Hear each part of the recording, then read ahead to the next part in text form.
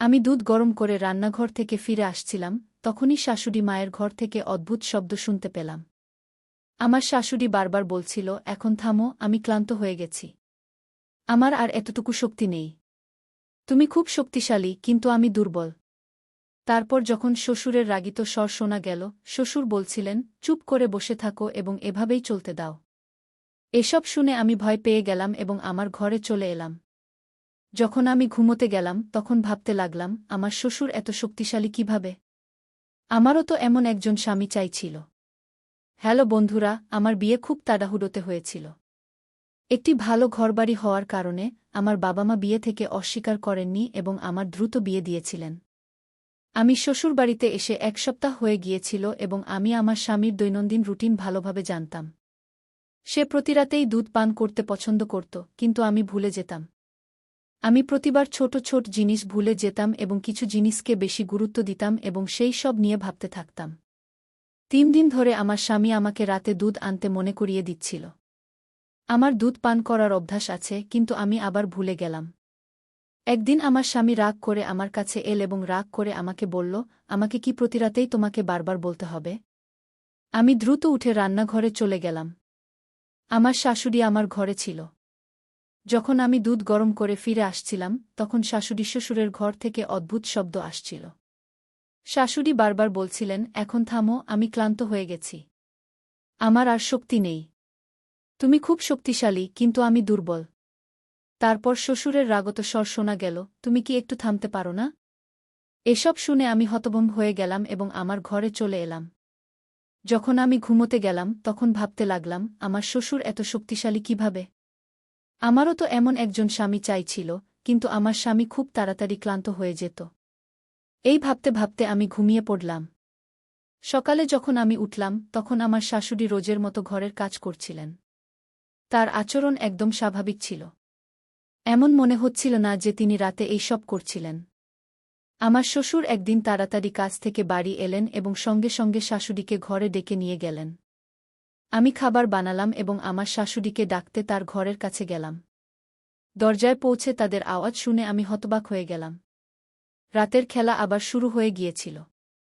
শাশুড়ি বলছিলেন, থামো, আমি ক্লান্ত হয়ে গেছি। এসব শুনে আমি ভয় পেয়ে গেলাম এবং রান্নাঘরে ফিরে এলাম।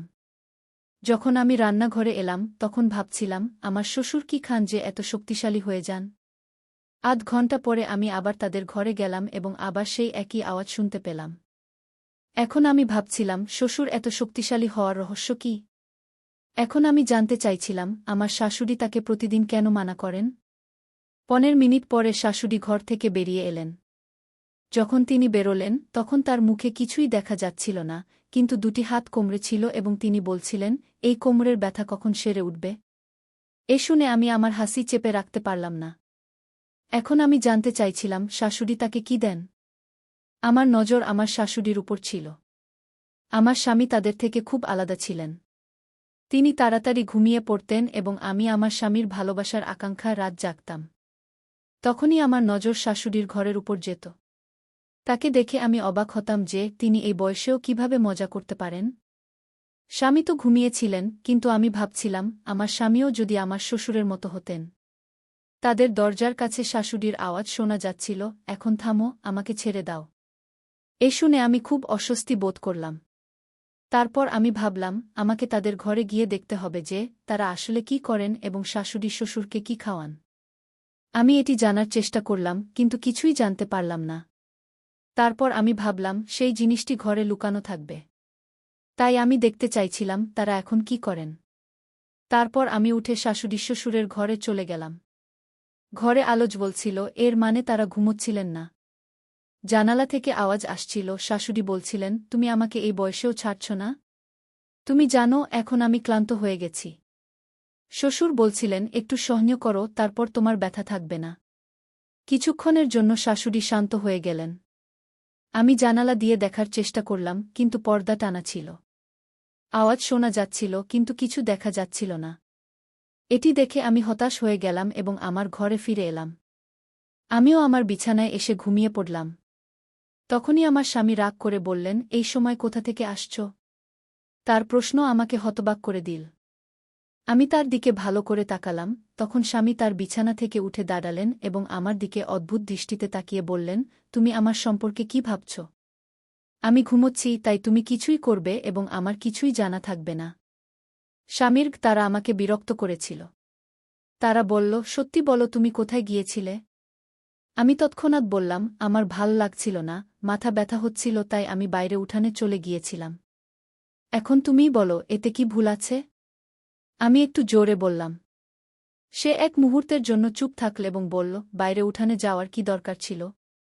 পরের বার যখন তোমার মাথা ব্যথা করবে আমাকে জাগিয়ে দিও। তোমার একা বাইরে যাওয়ার দরকার নেই।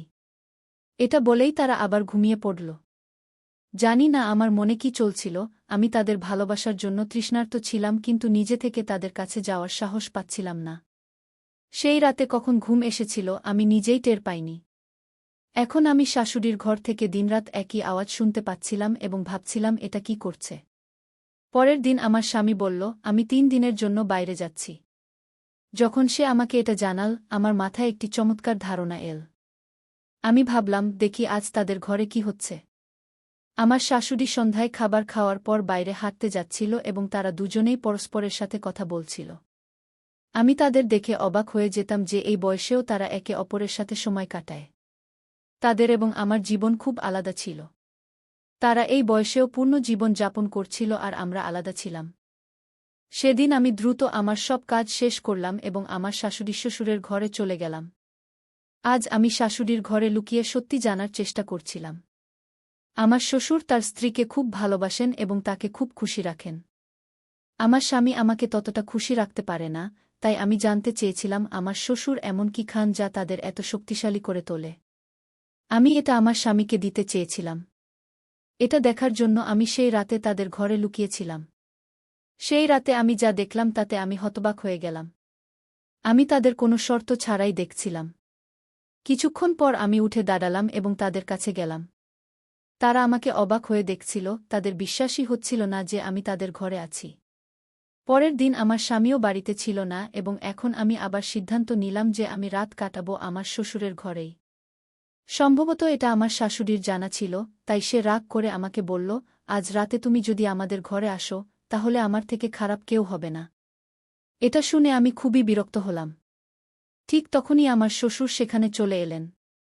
আমাদের কথা বলতে দেখে তিনি আমাদের দিকে এলেন এবং আমার দিকে তাকালেন।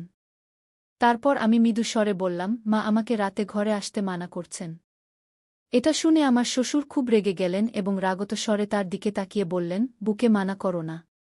তার উপর আমার ঠিক ততটাই অধিকার আছে যতটা তোমাদের উপর আছে। তারপর তুমি তাকে কেন মানা করছ? যা তুমি নিজে করতে পারো না তাকে করতে দাও।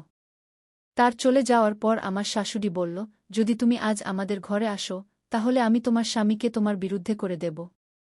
এটা শুনে আমি খুবই বিরক্ত হলাম। যদি সে আমার স্বামীকে আমার বিরুদ্ধে কিছু বলে তাহলে সে আমার উপর রাগ করবে। আমার পক্ষে এসব সহ্য করা অসম্ভব ছিল। আমি জানতাম আমার স্বামী সন্দেহপ্রবণ মানুষ।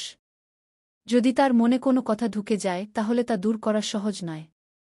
আমার এখনও মনে আছে যখন প্রথম দিকে একবার আমি ঘর থেকে বাইরে চলে গিয়েছিলাম, তখন সে আমাকে কত রাগ করে কথা বলেছিল। আমি তার চোখে সন্দেহ দেখে ভয় পেয়ে গিয়েছিলাম। যদি আমার শাশুড়ি এমন কিছু বলে তাহলে আমি কি করব? আর আমার স্বামী তার মায়ের কথা শুনবে এবং তার উপরই বিশ্বাস করবে।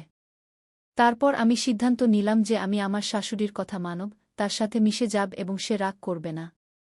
সে আমার স্বামীকে আমার বিরুদ্ধে করার চেষ্টা করবে না। আমি রাতের খাবারের পরপরই আমার ঘরে চলে গেলাম এবং ঘুমিয়ে পড়লাম। আমি খুব খুশি ছিলাম যে গতকাল আমি আমার শ্বশুরের ঘরে গিয়েছিলাম এবং তাদের দেখে আমি আনন্দ পেয়েছিলাম। কিন্তু যখন আমার শাশুড়ির আচরণের কথা মনে পড়ল, আমি চুপ হয়ে গেলাম। ঠিক তখনই দরজায় কড়া নাড়ল। আমি দরজা খুললাম, সামনে আমার শ্বশুর দাঁড়িয়েছিলেন। তিনি আমাকে অবাক হয়ে দেখলেন এবং বললেন, আজ তোমাকে আমার ঘরে আসার কথা ছিল, এখনও কেন আসনি? তার কথায় আমি ভাবনায় পড়ে গেলাম এবং বললাম, আজ আমার শরীর ভালো নেই। আমার শ্বশুর কিছুক্ষণ আমাকে শান্তভাবে দেখলেন, তারপর বললেন, আমি জানি তুমি কেন মানা করছ। তুমি সম্ভবত তোমার শাশুড়ির ভয়ে এসব বলছ। চিন্তা করো না, আমি তাকে বুঝিয়ে দিয়েছি। এখন আমি তোমার জন্য অপেক্ষা করছি। যখন আমি তার ঘরে গেলাম আমি খুব খুশি হলাম এবং তারা আবার সেই একই কাজ করছিল। আমার শাশুড়ি গতকালের আগেই ক্লান্ত হয়ে পড়েছিল। কিছুক্ষণ পর তার শ্বাস ছোট হয়ে এল এবং বলল, আজ আমার শরীর ভালো নেই, আমি আজ এসব করতে পারব না। ঠিক সেই মুহূর্তে শ্বশুর বললেন, তোমার কি সমস্যা হচ্ছে? দিনের পর দিন তুমি আমাকে খুব কম সময় দিচ্ছ এবং দ্রুত ক্লান্ত হয়ে পড়ছ। এখনই এখানে এসো। এখন যদি তুমি চুপ করে না বসো, তাহলে আমার চেয়ে খারাপ কেউ হবে না। তারপর আমার শাশুড়িও আমাদের সাথে চলে এল। আমরা বেশ কিছুক্ষণ ধরে এটাই করতে থাকলাম। কিছুক্ষণ পর আমার শাশুড়ি একপাশে সরে গেল এবং বলল, এখন আমার কাজ শেষ। আমার আর সাহস নেই।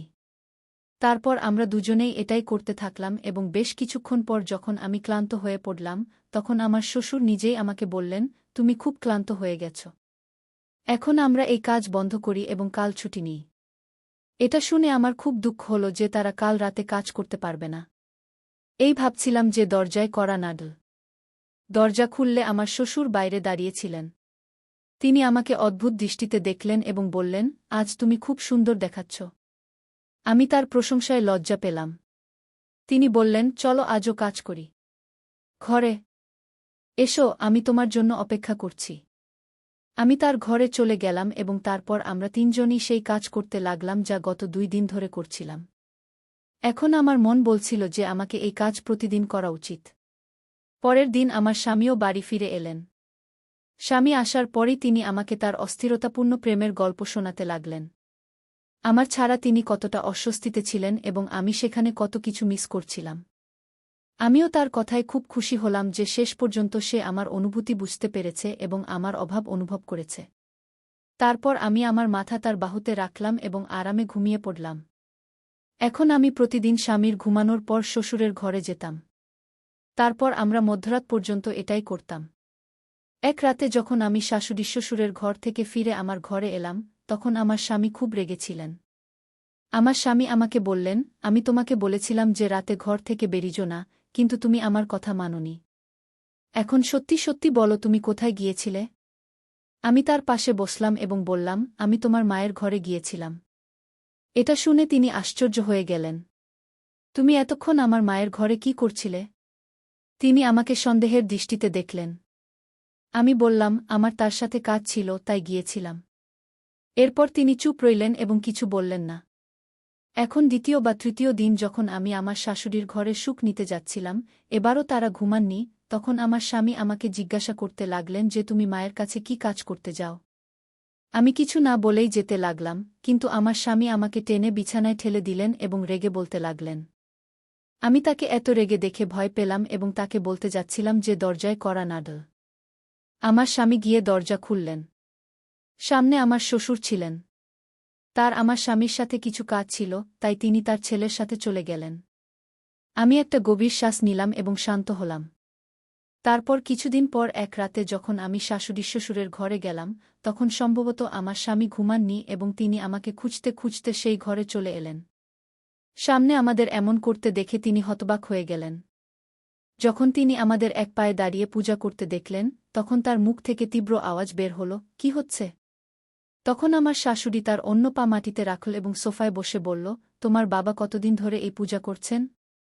তার কথা হল যে এক পায়ে দাঁড়িয়ে এইভাবে পূজা করলে ঈশ্বর প্রসন্ন হন এবং মানুষ যা চায় তা সব পায়।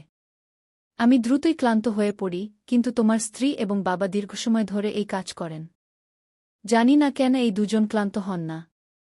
এটা শুনে আমার স্বামী আমার দিকে হেসে তাকালেন এবং বললেন, আমার স্ত্রী খুব ভালো এবং কখনো ক্লান্ত হয় না। তিনি খুশি হয়ে এমন বললেন।